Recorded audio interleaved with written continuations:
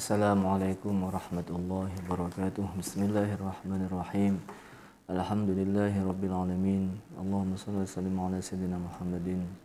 Allahumma 'allimna ma yanfa'una wa anfa'na bima 'allamtana innaka antal alimul hakim. Kita sekarang masuk dalam bab yang ke-11 dari buku Studi Al-Quran Hadis masa kini. Bab 11 berbicara tentang masalah demokrasi dalam Al-Quran dan Sunnah. Jadi sesungguhnya demokrasi ini istilah baru dan ini bukan dari bahasa Arab maupun bukan dari bahasa Indonesia. Demokrasi ini diambil dari bahasa Yunani yang gabungan dari dua suku kata yaitu demos dan kratos. Demos punya makna rakyat, kratos punya makna kekuasaan. Ini artinya demokrasi secara garis besar, secara bahasa dimaknai dengan kekuasaan di tangan rakyat. Sesungguhnya demokrasi ini baru dikenal sejak abad ke-5 Masehi. Sistem pemerintahan demokrasi ini dikenal pada abad 5 Masehi karena sebagai bentuk dari pengalaman buruk sistem pemerintahan yang monarki di negara Yunani kuno.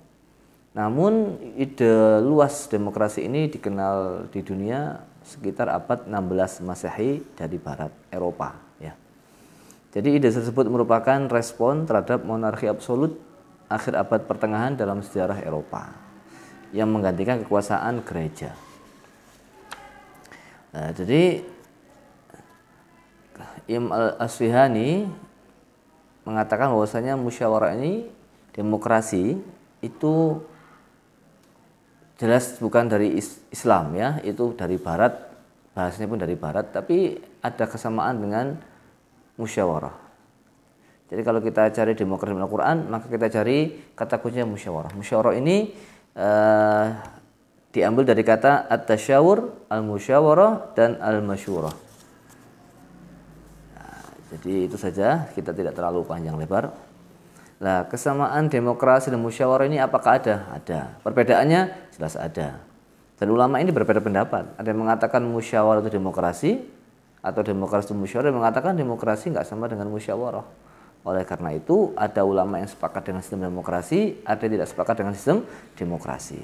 Tapi menurut Syekh Suqardawi, demokrasi dan musyawarah itu mempunyai kesamaan. Ada beberapa titik kesamaannya, meskipun tidak semua ulama mengatakan seperti itu. Bedanya di mana? Bedanya kalau musyawarah itu dilakukan oleh semua muslim di seluruh dunia, kapanpun dan bagaimanapun. Bagaimanapun artinya acara apapun, keadaan apapun, ya, meskipun musyawarah tingkat kecamatan, tingkat RT atau tingkat kelas itu tetap dijalankan oleh seorang muslim di seluruh dunia. Meskipun konsep model negara berbeda-beda. Tapi kalau demokrasi ini tidak semua umat muslim menerapkan sistem demokrasi ini. Itu bedanya. Kalau persamaannya apa? Persamaan demokrasi dan musyawarah. Persamaannya adalah antara demokrasi dan musyawarah itu menunjukkan makna simbolik kesamaan derajat, kebebasan berpikir, kebebasan memeluk agama, keadilan sosial dalam sistem demokrasi dan musyawarah tidak dibatasi atau tidak boleh terhalangi oleh peraturan-peraturan dan ikatan-ikatan norma hukum. Yang kedua, persamaannya rakyat mempunyai kebebasan untuk memilih wakilnya dan menentukan hasil kebijakan yang diputuskan bersama oleh Dewan Majelis Perwakilan Rakyat. Yang ketiga, konsep demokrasi dan musyawarah tidak membolehkan menyimpang dari kemaslahatan umat manusia. Nah, sekarang kita meneruskan pembahasan tentang musyawarah dalam Al-Quran. Jadi kesimpulannya kalau demokrasi dan musyawarah ini ulama yang mengatakan tidak ada kesamaan, tapi ulama yang lain ada persamaannya, meskipun juga pasti tentu ada perbedaannya. Kalau musyawarah dari konsep Islam dalam Al-Quran, kalau demokrasi dari konsep Barat. Tapi apa semua yang dari Barat ditolak? Kan tidak, ya. Sistem perkuliahan kita itu kan dari Barat, pakai makalah. Dulu mana ada kuliah pakai makalah? Nggak ada. Apalagi pakai kertas, ya. Justru malah, atau lagi daring, malah nggak ada. Konsep-konsep pembelajaran itu kan hanya konsep. Yang penting substansinya. Musyawarah dalam Al-Quran. Dalam Al-Quran kalau kita bicara musyawarah, maka ditemukan ada sedikitnya 2 ayat. Yang pertama dalam surat Al-Imran, ayat 199 yang terkenal, A'udzubillahi minasyaitonirrajim. فَبِمَا رَحْمَةٍ مِّنَ اللَّهِ لِنْتَ لَهُمْ walau kunta faddan ghalidhal qalbi lam faddu min hawlik fa'fu anhum wastaghfir lahum wasyawirhum fil amr. Jadi ini adalah surat Ali Imran 159 ayatnya yang menerangkan tentang pentingnya dan perintah untuk melakukan musyawarah. Dalam ayat tersebut ada 3 sifat dan sikap secara berurutan. Yaitu apa? Fa'fu anhum wastaghfir lahum wasyawirhum. Ada 3 tahap. Ini menunjukkan bahwasannya perintah ini juga berlaku kepada Rasulullah SAW karena ini juga bentuknya adalah mufrad wasyawirhum. Jadi mufrad. Ini ayat ini konteksnya pada perang Uhud, juga kepada Rasulullah, tapi bisa dilakukan secara universal, panduan kepada seluruh umat Rasulullah SAW. Jadi dalam ayat tersebut semua sifat dan sikap tersebut diperintahkan Nabi untuk dilaksanakan sebelum musyawarah. Yaitu apa? Berlaku lemah lembut. Kalau perintahnya 3, tapi sebelum perintah itu kan ada kalimat khobar. Khobar itu berita. Ya Rasulullah, wahai Rasulullah, jika engkau itu tidak berarti lembut, jika engkau itu kasar, maka orang akan lari darimu, maka maafkanlah orang-orang itu dan mintakan ampun mereka kepada Allah, lalu bermusyawarahlah. Nah, ini artinya Nabi diperintahkan Allah untuk memaafkan sahabat-sahabat yang melakukan kesalahan pada perang Uhud, lalu kemudian memintakan ampun kepada Allah untuk mereka, baru kemudian bisa diajak untuk bermusyawarah. Ini mestinya begitu. Jadi kalau kita bermusyawarah, kita harus memaafkan semua orang yang ada di situ. Lalu kita juga mintakan ampun kebaikan, artinya kita mintakan kebaikan untuk mereka. Yang ketiga, baru kita bisa untuk bermusyawarah, tapi dengan asas apa? Lemah lembut, karena Allah memberikan kita berita kalau kita itu keras hati, maka orang-orang itu akan lari dan tidak mau mengikuti apa yang kita sampaikan. Ini adalah adab bermusyawarah.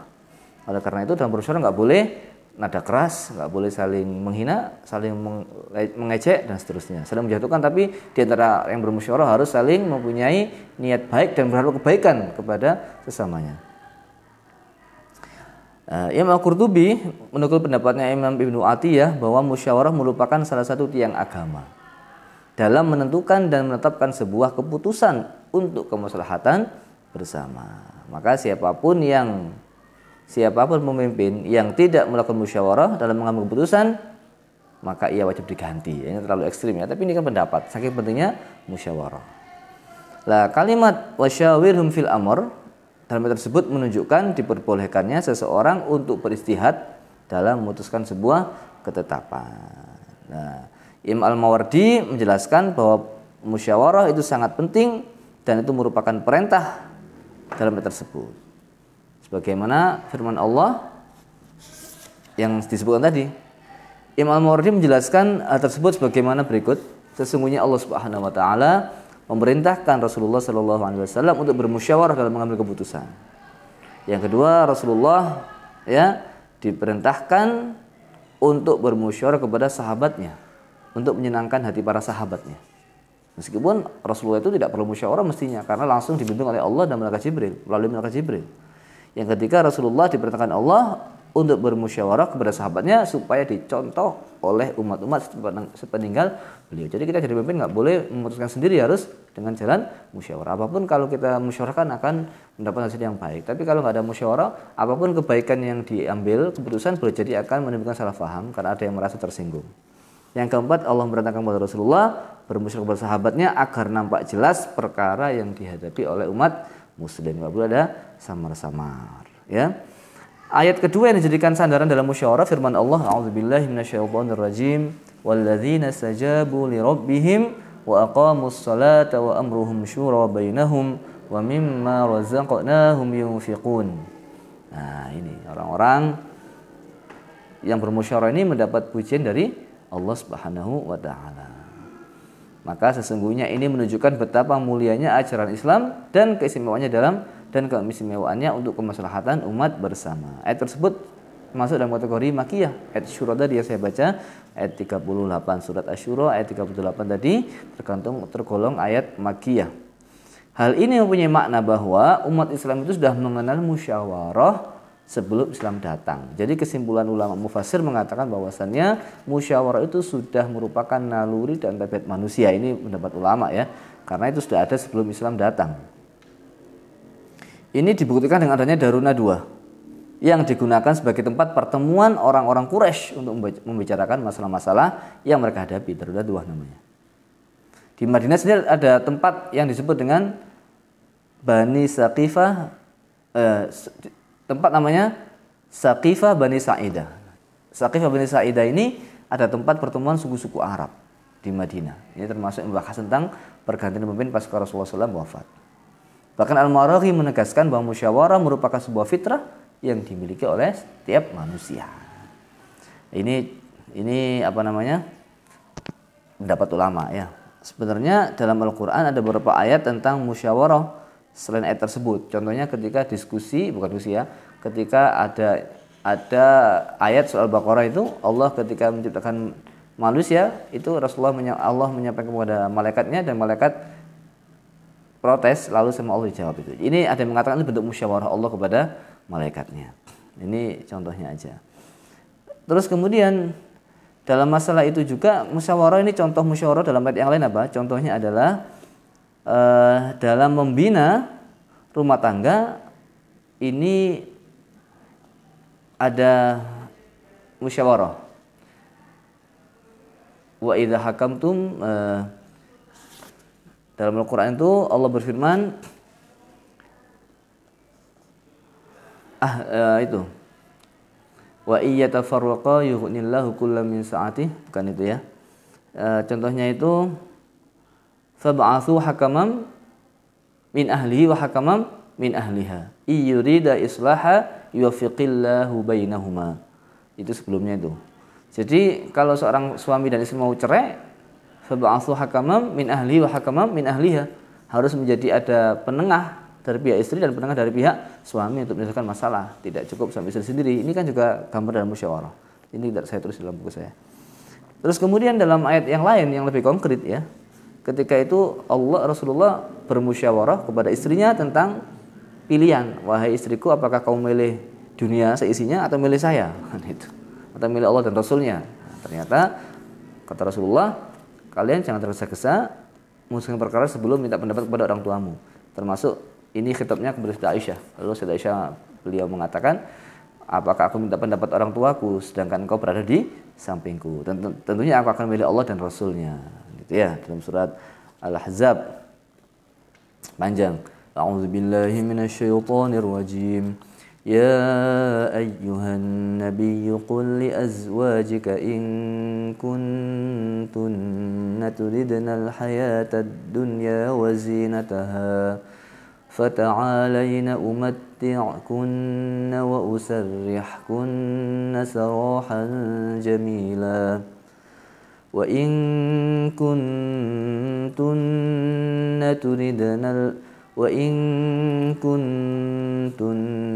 turidna Allah wa rasulahu wad daral akhirata fa inna Allah a'adda lil muhsinati minkunna ajran 'azima. Itu ayatnya. Sekarang sebelum terakhir yaitu musyawarah dalam hadis. Beberapa hadis ini akan berbicara tentang masalah pentingnya musyawarah. Rasulullah bersabda, al-mustasyaru mu'taman. Musyawarah itu atau orang yang dimintai musyawarah haruslah orang yang bisa dipercaya. Merespon makna hadis tersebut, Imam Al-Qurtubi menukil pendapat ulama yang mengatakan bahwa syarat orang yang diminta pendapat dalam musyawarah dalam masalah agama harus orang yang alim, orang yang punya ilmu, dan orang yang mengamalkan ilmu tersebut. Jadi tidak cukup punya ilmu agama, tapi harus mengamalkan ilmu yang dia miliki. Musyawarah itu memiliki nilai keberkahan tersendiri yang tidak dapat didapatkan dengan berpijak pada opini mandiri. Mengingat terdapat banyak manfaat yang tersembunyi di balik perintah musyawarah. Imam Qatadah, Imam Muqatil, dan Imam Ar-Rabi' menyebutkan bahwa sudah menjadi tradisi bangsawan Arab untuk memutuskan perkara dengan musyawarah. Bahkan sebagian dari mereka mengatakan siapapun yang kagum hanya dengan pendapatnya sendiri, maka ia akan merugi. Diriwayatkan dari Syekh Hasan Al-Basri, Imam Hasan Al-Basri, Imam Ad-Dhahak, bahwa sesungguhnya Rasulullah SAW diperintahkan Allah untuk bermusyawarah kepada sahabatnya bukan disebabkan karena Rasulullah membutuhkan pendapat mereka, tapi dilakukan sebagai petunjuk dan teladan yang harus diikuti oleh umat sepeninggal beliau. Ya, Rasulullah bersabda, "Idza kana umara'ukum khiyarakum wa aghniya'ukum sumaha'akum wa umurukum syura bainakum fa dhahrul ardi khairun min batniha." Jika yang menjadi pemimpin adalah orang-orang pilihan dari kalian, orang kaya itu dermawan dan perkara itu diputuskan dengan musyawarah, maka sesungguhnya di atas tanah, bumi itu lebih baik daripada yang ada di bawah tanah. Itu syaratnya musyawarah. Tentang sama, perempuan juga harus dimintai musyawarah. Rasulullah bersabda, ini Sayyidah Aisyah yang bersabda ya, yang berkata, Aisyah, innaman nisa'u syaqaiqur rijal. Sesungguhnya perempuan itu adalah bagian daripada laki-laki. Ya, di sini menunjukkan bahwa secara peran tidak ada beda antara laki dan perempuan dalam mengembangkan ya kiprahnya di ranah sosial dan politik. Ketika laki-laki mempunyai hak untuk berperan aktif di pemerintahan, maka perempuan juga punya hak. Tapi ini menurut sebagian ulama besar juga ya, dan ada sebagian yang tidak membolehkan. Ini ikhtilaf, nanti saya bahas dalam buku tersendiri. Dan ini juga ada rambu-rambunya, ada beberapa aturan dan syaratnya. Dari argumen tersebut dapat ditemukan dalam sebuah riwayat yang tercantum dalam kitab Sahih Bukhari, bahwasannya Rasulullah SAW itu meminta pendapat istri-istri beliau yang bernama salah satunya Ummu Salamah dalam masalah-masalah yang menyangkut kepentingan masyarakat luas. Jadi perempuan di sini punya hak untuk memberikan kontribusi aktif pikirannya untuk kemaslahatan umum. Buktinya Rasulullah minta pendapat Ummu Salamah radhiyallahu anha. Pada kejadian perjanjian Hudaybiyah ya, Nabi SAW berkata kepada sahabat-sahabatnya, bangkitlah, sembelihlah kurban, kemudian potonglah rambut. Ini ceritanya lengkapnya begini. Waktu itu Rasulullah ketika memerintahkan sahabat untuk motong rambut ya dan menyembelih hadyu, binatang sembelihan sebagai kafarat itu, bukan enggak ya, sebagai hadyu lah bahasanya ya, sebagai tebusan itu karena enggak jadi umroh. Itu Rasulullah menyuruh mereka untuk potong rambut dan menyembelih kurban, enggak ada yang mau. Lalu kemudian Rasulullah menyampaikan kepada Sayyidah Ummu Salamah, lalu kata Sayyidah Ummu Salamah, ya Rasulullah, sudah kalau begitu engkau enggak usah ngomong lagi, keluarlah engkau, langsung potong rambut, langsung belai kurban. Ternyata alhamdulillah pendapat itu dilakukan oleh Rasulullah, dan ternyata betul setelah sahabat melihat Rasulullah cukur rambut dan memotong kambing, maka semua sahabat langsung berdesakan untuk memotong rambut dan memotong kambing itu. Bukan berarti sahabat itu cuek ya, boleh jadi Rasulullah itu suaranya tidak keras atau tidak semua sahabat tahu dan dengar, atau sahabat-sahabat yang lain juga sibuk. Ini wallahu a'lam bishawab, karena sahabat itu orang pilihan, enggak mungkin sahabat itu diberikan perintah Nabi lalu enggak melakukan. Ini menurut saya seperti itu. Boleh jadi Rasulullah ketika beliau bersabda tidak keras, atau sahabat lain sedang tidak mendengarkan karena sibuk dengan urusan yang lain, wallahu a'lam. Jelas seperti itu.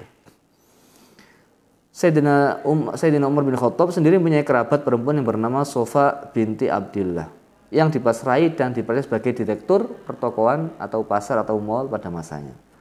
Suatu ketika Sayyidina Umar bin Khattab berbicara dan menyerukan mahar perempuan tidak perlu banyak.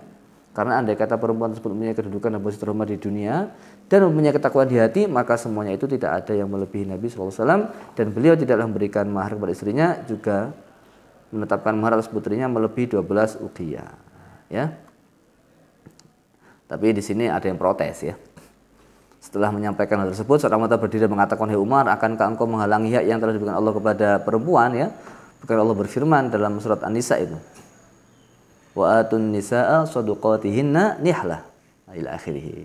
Mendengar sanggahan tersebut, Sayyidina Umar mengatakan Umar telah salah dan wanita tersebut benar. Jadi artinya waktu itu Sayyidina Umar mau menurunkan mahar perempuan protes, dan Sayyidina Umar, ya yang benar perempuan. Memang perempuan punya hak untuk mendapatkan mahar, dan mahar yang banyak, bahasanya begitu ya. Meskipun tidak harus banyak, tergantung kemampuan si laki-laki dan kesepakatan antara kedua belah pihak. Ini menunjukkan artinya apa? Dalam hidup ini tetap dibutuhkan dan perlu untuk melakukan musyawarah dalam segala hal, dan tidaklah orang itu akan menyesal, merugi manakala dia bermusyawarah dan seterusnya. Mudah-mudahan kita senantiasa, dan penting lagi saya ulangi, sebelum musyawarah kita harus apa? Mengetahui kalau kita itu keras, orang akan lari, orang akan berpaling. dan kita harus memaafkan mereka yang musyawarah, mendoakan kebaikan untuk mereka, baru kita bisa musyawarah. Saya kira demikian. Ihdinas siratal mustaqim. Wassalamualaikum warahmatullahi wabarakatuh.